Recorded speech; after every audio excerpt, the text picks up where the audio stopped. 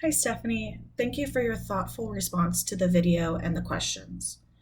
One thing that stuck out to me that you said was, this means I will follow the law how it is intended to make life accessible to others, not to find a loophole to comply with the law in the easiest way and move on.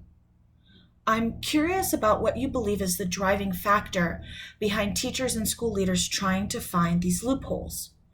The reason I ask this is that we are just one individual, and there are other school leaders that we will be working with as we try to make these changes.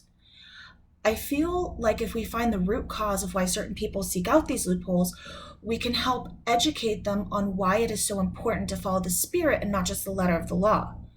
I'm sure different people have different driving factors. In the book, Does Compliance Matter in Special Education? The author shadowed at different schools.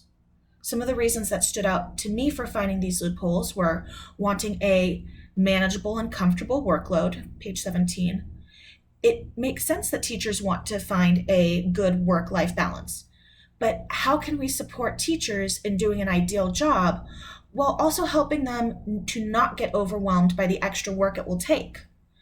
Another part says that basically we are doing this to see how long we can run from the state, page 19. This leader was so concerned about audits and compliance that nothing else mattered. In a situation like this, how could we support both being in compliance and following the spirit of the law without having several hours of PD and overworking staff? Another situation that stands out is when Roger encouraged his staff to copy the words on the handout into the students' IEPs as is, page 21. Roger was not willfully trying to find a loophole. He was just trying to make people's jobs easier for them. I think that this is probably the most important kind of driving factor to find. For the other situations, they could be rectified with some education, targeted additional training, and some time management help. But for Roger, he thought he was doing the right thing.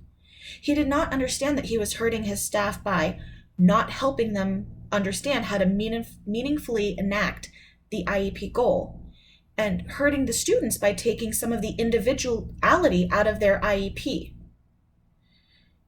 You mentioned that looking to find a loophole in the law, but how can we as leaders check ourselves so we don't fall into the accidental loopholes as well?